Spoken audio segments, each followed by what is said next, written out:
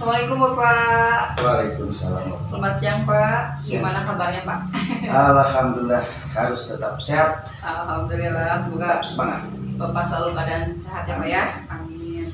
Ini Pak, di sini tuh saya ada tugas mengenai demonstrasi kontekstual untuk mewawancarai bagaimana pengalaman kepala sekolah mengenai pengambilan keputusan. Di sini saya ingin menanyakan beberapa pertanyaan kepada Bapak mengenai pengalaman Bapak selama menjadi kepala sekolah, baik itu di Cipanas 2 maupun Cipanas 4 Pak. Ya, terutama tentang pengambilan keputusan dilema etika. Tentu Bapak pernah mengalami bagaimana ada 2 kasus yang selama ini Bapak alami gitu ya. Nah, di sini bagaimana Bapak dapat mengidentifikasi kasus-kasus yang merupakan dilema etika atau rujukan moral seperti itu? Oke, baik, tentang dilema etika dan rujukan moral. Iya, Pak. Berarti saya harus mengidentifikasi setiap permasalahan. Apakah ini tentang Dilema etika? Dilema etika berarti kepada aturan. Iya. Berarti kepada masalah yuridis atau kepada masalah hukum.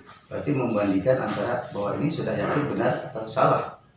Berarti itu masuknya ke ranah hukum. Yang kedua antara rujukan moral. Nah, ini rujukan moral bukan berarti apakah ini salah atau benar. Bisa jadi benar dengan benar. Nah, berarti saya harus lebih mempertimbangkan kepada pendekatan pendekatan moral, pendekatan kepribadian dan sebagainya. Lalu setelah kita identifikasi ini termasuk dilema etika, berarti kita tinggal memilah bahwa ini melanggar aturan atau tidak. Nah, kemudian apabila ini masalahnya adalah dilema moral, maka kita harus mempertimbangkan hal-hal lain lebih kepada masalah perasaan atau juga pertimbangan moral itu sendiri. Oh iya Pak. Iya. Nah kemudian Pak, selama ini bagaimana Bapak menjalankan pengambilan keputusan di sekolah Bapak gitu ya, terutama untuk kasus-kasus di mana ada 2 kepentingan yang sama-sama benar atau sama-sama mengandung nilai kebajikan seperti itu Pak. Berarti saya harus menganalisa dulu. Menganalisa ya. Ya, menganalisa tentang permasalahan ini. Kemudian saya harus mengumpulkan fakta-fakta. Kejadian-kejadian ini saya inventarisir. Kemudian saya mempertimbangkan atau saya bilang menginventarisir siapa saja yang terlibat dalam masalah ini. Tidak langsung betul. Kemudian setelah itu saya juga harus memilah apakah ini masalahnya masalah kecil, apakah ini masalahnya masalah besar. Jadi saya harus pilih dulu itu. Iya Pak. Nah ini Pak, selanjutnya langkah-langkah atau prosedur seperti apa ya yang biasanya Bapak lakukan selama ini dalam pengambilan keputusan, langkah-langkah? Tadi pertama mengidentifikasi masalah. Iya Pak. Kemudian kita mencari fakta. Kemudian kita mempertimbangkan hal-hal lain, siapa yang terlibat ya. Gitu kan. Kemudian kecil besarnya masalah. Kemudian juga kita mempertimbangkan ini ranah mana. Kemudian setelah itu kita cari solusi. Gitu kan. Nah, solusinya seperti apa? Apakah kita harus selesaikan sendiri, artinya kalau masalahnya ini tidak melibatkan banyak orang, hari itu juga saya harus selesaikan. Dan apabila ini masalahnya besar, menyangkut orang lain, berarti kita harus juga melibatkan semua orang, baik teman-teman guru, kemudian juga orang tua, tokoh masyarakat dan seterusnya. Oh iya Pak, terima kasih Pak. Ini Pak selanjutnya, hal-hal apa saja nih sih yang selama ini Bapak anggap efektif gitu dalam pengambilan keputusan pada kasus-kasus dilema etika kira-kira? Baik, untuk hal tersebut tadi sudah jelaskan di awal bahwa saya harus mengidentifikasi.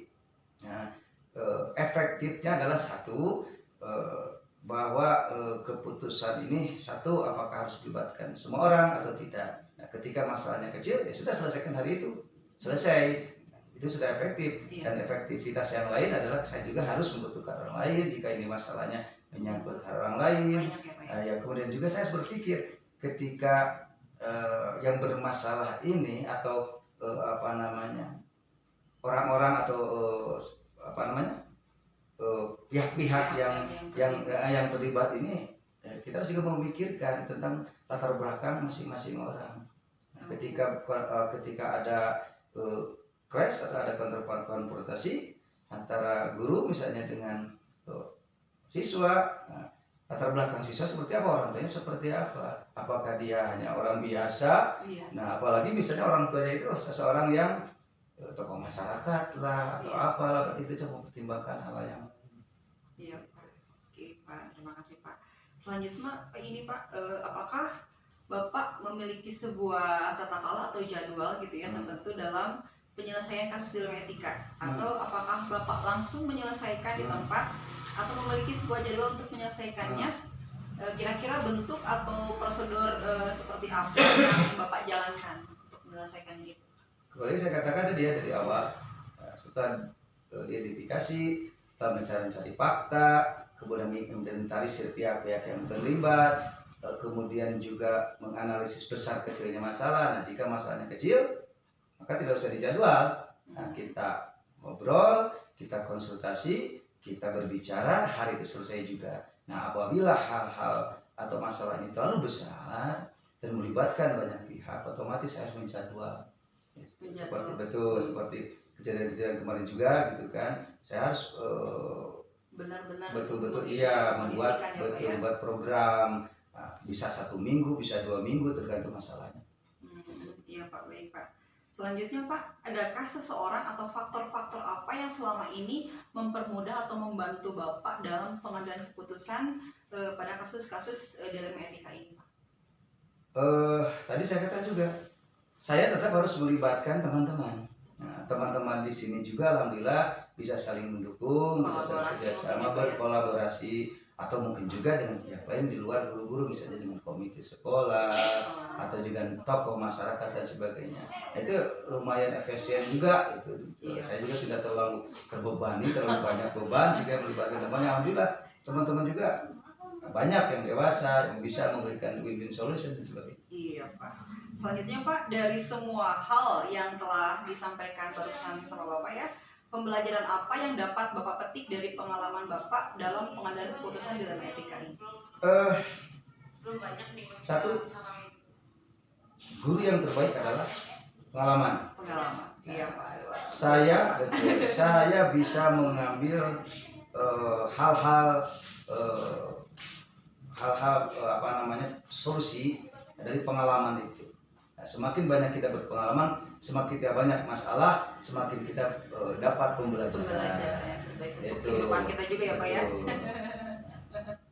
Apalagi tadi cukup Pak. Mungkin itu saja pertanyaan-pertanyaan yang saya dapat tanyakan kepada Bapak. Terima kasih atas waktunya Bapak. Saya mohon maaf sudah mengganggu waktunya. Sekarang saya semakin paham bagaimana saya bisa mengambil keputusan dan menyerap pengalaman dari Bapak selama ini, selama menjadi kepala sekolahnya Pak ya.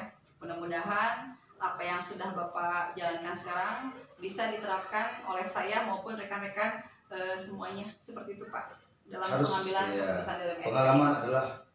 Pengalaman adalah guru yang terbaik. Ya Pak. Terima kasih Bapak. Terima kasih atas waktunya Bapak. Assalamualaikum warahmatullahi wabarakatuh. Waalaikumsalam.